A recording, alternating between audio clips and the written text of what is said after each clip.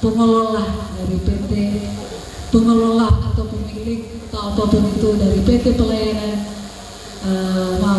Prasetyo Turangan Family yang orang kenal dengan PT Family, yaitu yang dipercayakan Tuhan tentunya, yaitu Ibu Evangelis Dena Prasetyo Turangan. Kami undang ke atas.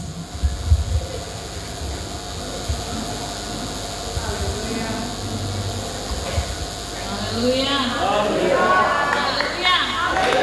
Puji Tuhan. Saudara bersuka cita? Amin. Haleluya. Suatu kesempatan yang luar biasa, kita semua boleh terkumpul di tempat ini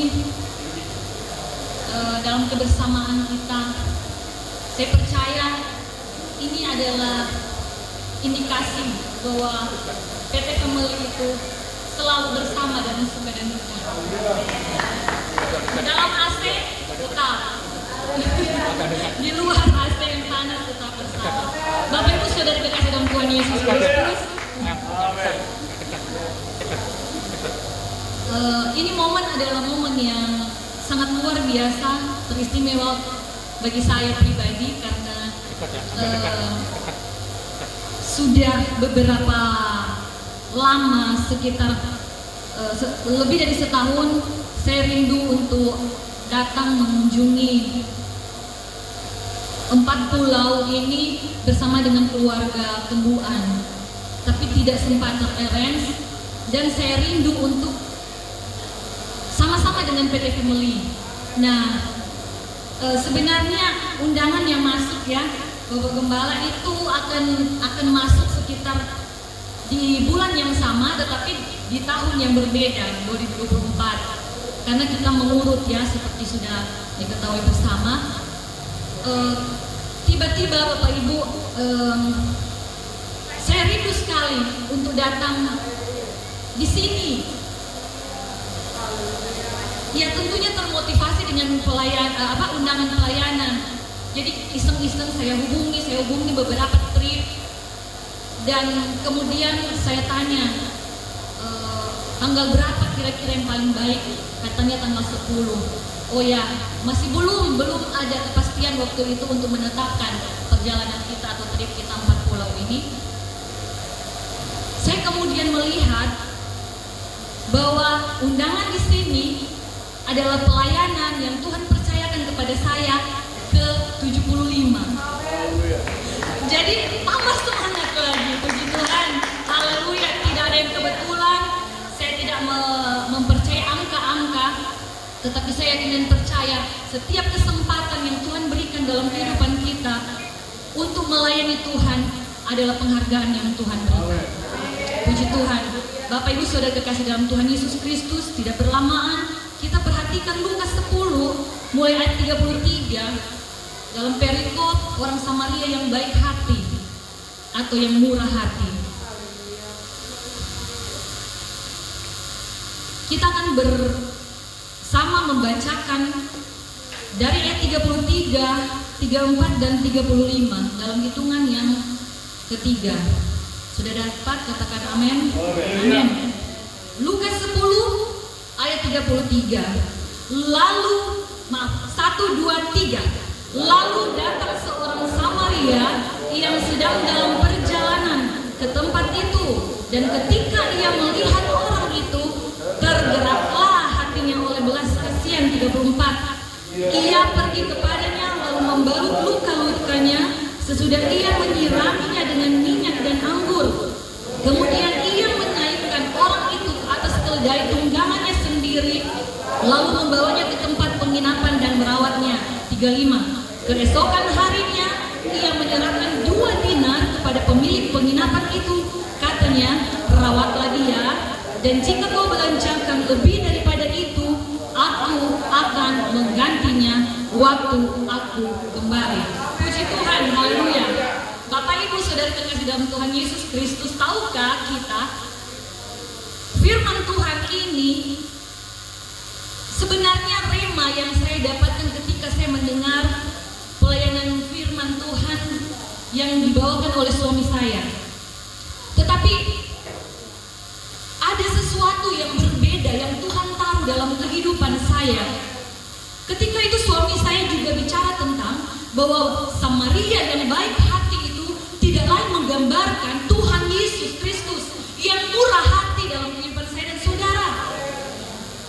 Dan ada suatu tempat atau suatu lokasi yang mungkin terabaikan dalam cerita ini.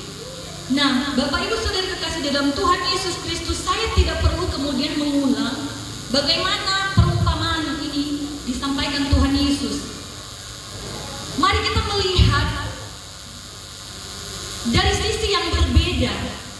Ketika Tuhan Yesus membawa korban yang sudah mau mati, sudah dalam keadaan yang sekarat, Dia membawanya ke tempat yang namanya penginapan.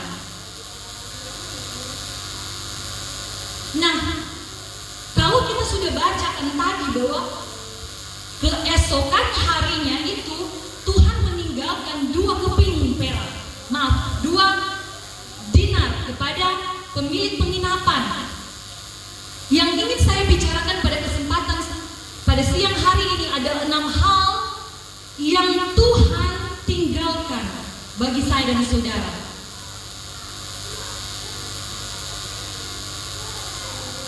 Yang pertama, ketika kita membaca keesokan harinya, itu bicara apa bagi saya dan saudara?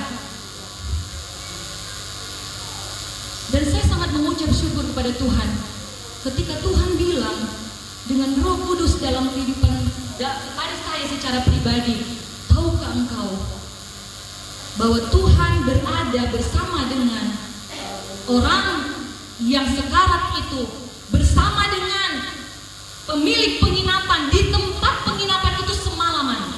Amin. Berarti apa Bapak Ibu?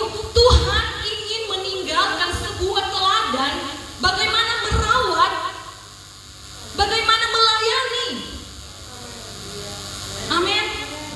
Karena kita sudah baca tadi bahwa di dalam ayat ke-34b di sana dikatakan membawanya ke tempat penginapan dan merawatnya. Jadi apa yang Dia kerjakan di sana Bapak Ibu menjadi contoh bagi pemilik penginapan dan tentu juga dengan pegawai-pegawainya. Bagaimana bagaimana mengobati. Karena Tuhan ada di sana. Mulai dari siang sampai malam. Tuhan meninggalkan teladan bagi saya dan saudara. Bagaimana melayani yang benar. Bagaimana caranya melayani Tuhan yang benar. Lewat apa yang Tuhan berikan bagi kita semua. Tanggung jawab. Jemaat yang kita layani sebagai gembala sidang. Bukankah sebelum Dia bawa ke tempat penginapan juga sudah melayani, sudah merawat, dan itu yang Dia tinggalkan, teladan. Yang kedua Bapak Ibu, kita sudah baca tadi, ketika meninggalkan pada keesokan harinya, orang Samaria ini memberi 2 dinar kepada pemilik penginapan. Itu berarti apa? Dia meninggalkan berkat, tapi masih berupa panjar. Jadi saya mau bicara di sini bagaimana Tuhan memberikan saya dan saudara itu panjar atau modal awal sebelum engkau bekerja. Haleluya. Sudah berpanjar? Haleluya, puji Tuhan. Dan ketika kemudian saya mempelajari firman Tuhan ini, 2 dinar itu bicara tentang 2 hari upah kerja.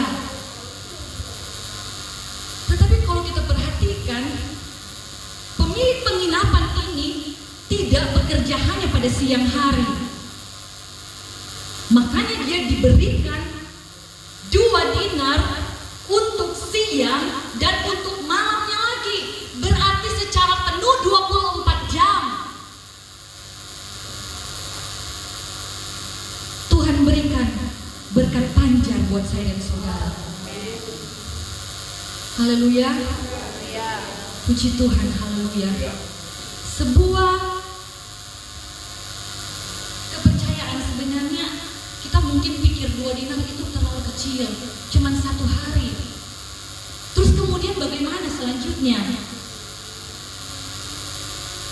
Bapak Ibu sudah kekasih di dalam Tuhan Yesus Kristus, Matius 6:34, di sana tercatat firman Tuhan, sebab itu janganlah kamu khawatir akan hari besok, karena hari besok mempunyai kesusahannya sendiri. Kesusahan sehari cukuplah untuk sehari. Amin.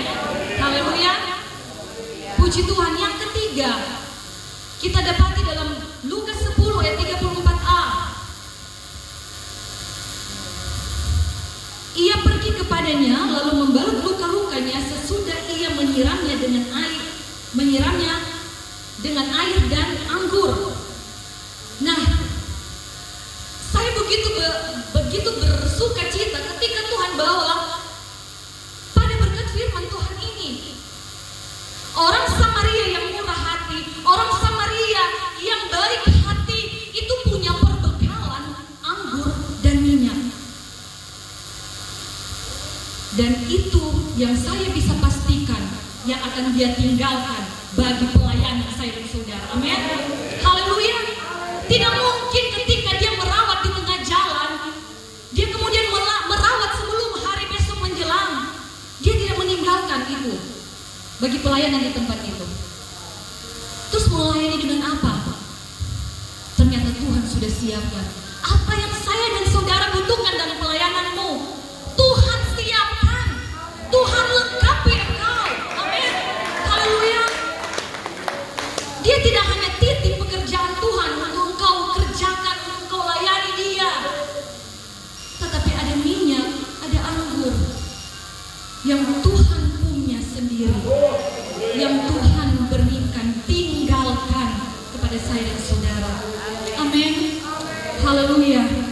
Kita semua sebagai pemilik penginapan, sebagai pemilik kepercayaan, sebagai penanggung jawab, pengelola pekerjaan Tuhan di dunia ini, Tuhan bekali dengan minyak dan anggur. Tuhan melengkapi setiap pelayanan saya dan saudara. Amin. Haleluya.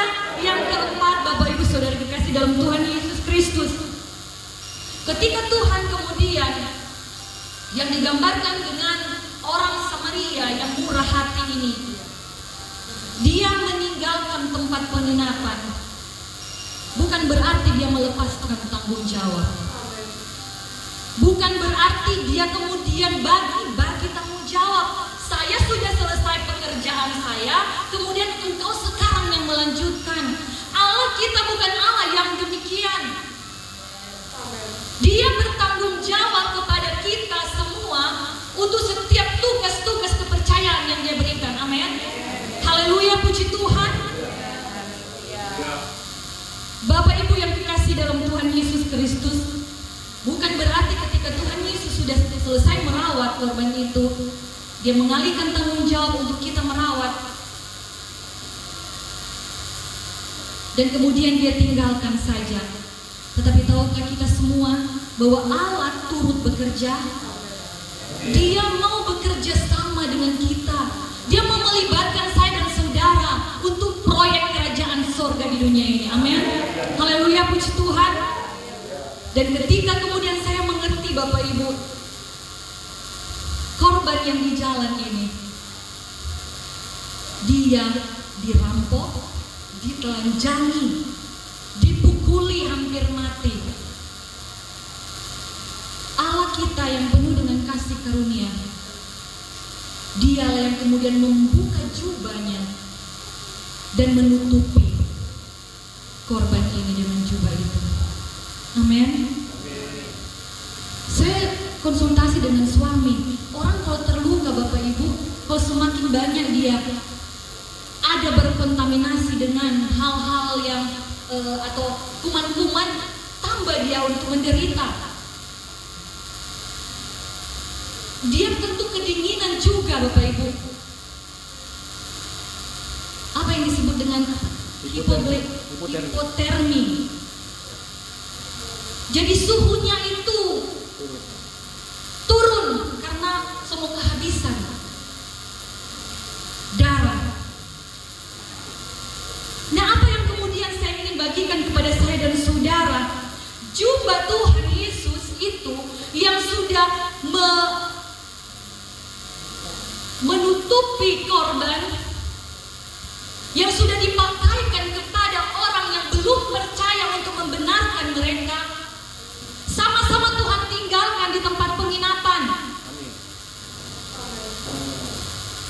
Apa yang ingin saya katakan Bapak Ibu? Tuhan bilang bahwa jubah ini saya pinjamkan buat kamu untuk menjadi alat merawat juga. Tapi ketika saya kembali, masih adakah jubah itu? Saya temukan pada dirinya. Amin. Segala sesuatu yang kita miliki dalam kehidupan ini, di dalam kepercayaan, talenta pelayanan yang Tuhan berikan bagi saya dan saudara, itu adalah jubah untuk kita pakai dalam pelayanan. Tetapi sekali lagi saya mau katakan, Tuhan bicara dengan Roh Kudus dalam kehidupan saya. Itu kemuliaan Tuhan yang Tuhan berikan kepadaku untuk mengangkat engkau tinggi dalam pelayanan. Jangan curi kemuliaan Tuhan. Amin. Haleluya.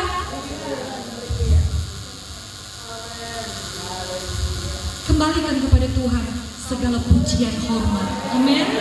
Haleluya, puji Tuhan. Yang kelima, mengapa Tuhan Yesus tidak membawa korban ini ke rumah tabib, tetapi ke rumah penginapan? Karena kalau tabib, dia tahu caranya bagaimana merawat. Yang Tuhan butuhkan bukan engkau tahu, tapi engkau mau. Amin. Haleluya. Orang di penginapan, yang punya penginapan ini tidak punya apa-apa, tidak punya pengetahuan. Tetapi ketika dipercayakan Tuhan, dan dia bilang, Tuhan saya mau. Amin. Haleluya, puji Tuhan.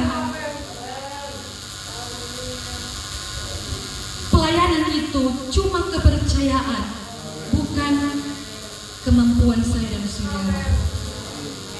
Bukan karena keahlian kita merawat, bukan keahlian kita untuk melayani, tetapi semua kepercayaan yang Tuhan berikan. Yang keenam, Lukas 10 ayat 35. Saya lihat dalam terjemahan yang lain, di sana dikatakan, dan kalau ada ongkos-ongkos lain, akan saya bayar nanti apabila saya kemari. Dalam terjemahan IMK, kalau ada ongkos-ongkos lain, akan saya bayar nanti apabila saya kembali kemari. Apa sebenarnya maksud Tuhan ini? Ongkos-ongkos lain itu apa? Selama kita melayani Tuhan, ada korban apa yang engkau berikan?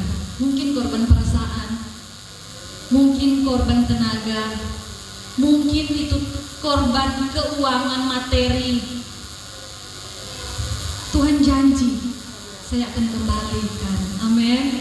Saya akan kembalikan. Tuhan akan ganti apa yang menjadi korban-korban kita dalam pelayanan Tuhan. Tuhan akan ganti bagi saya dan saudara.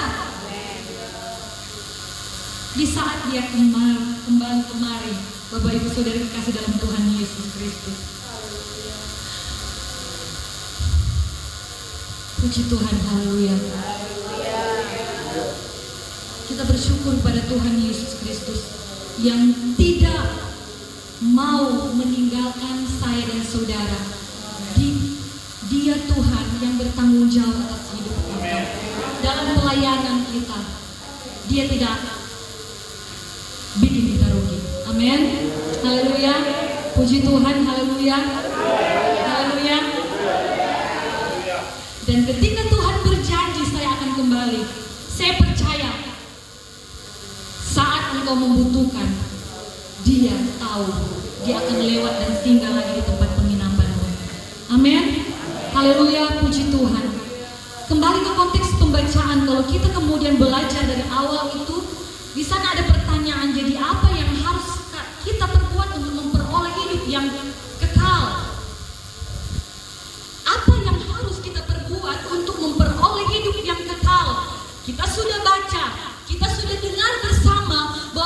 kita akan memperoleh hidup yang kekal ketika kita melayani Tuhan sesuai dengan teladan yang Tuhan tinggalkan. Amin. Sekali lagi, jangan mengandalkan apa yang engkau punya, kelebihan apa, dan Tuhan akan menggantinya ketika dia kembali juga dalam pengertian Tuhan Yesus datang kembali. Ada hidup yang kekal bagi saya dan saudara. Haleluya, puji Tuhan. Haleluya. Dan kalau kita belum datang pada masa ketika Tuhan Yesus kembali itu, kita akan menghadapi kehidupan kita hari demi hari, kehidupan saya dan saudara. Dan Tuhan ingin jaminkan, Tuhan janjikan bagi saya dan saudara, Tuhan tahu kapan 2 dinarmu habis. Amin. Haleluya, puji Tuhan. Tetapi kita harus percaya akan janji-janji Allah. Harus ada prinsip dalam kita melayani Tuhan. Jangan menjatuhkan harga dirimu sebagai orang kepercayaan Tuhan dengan minta-minta pelayanan, minta-minta berkat.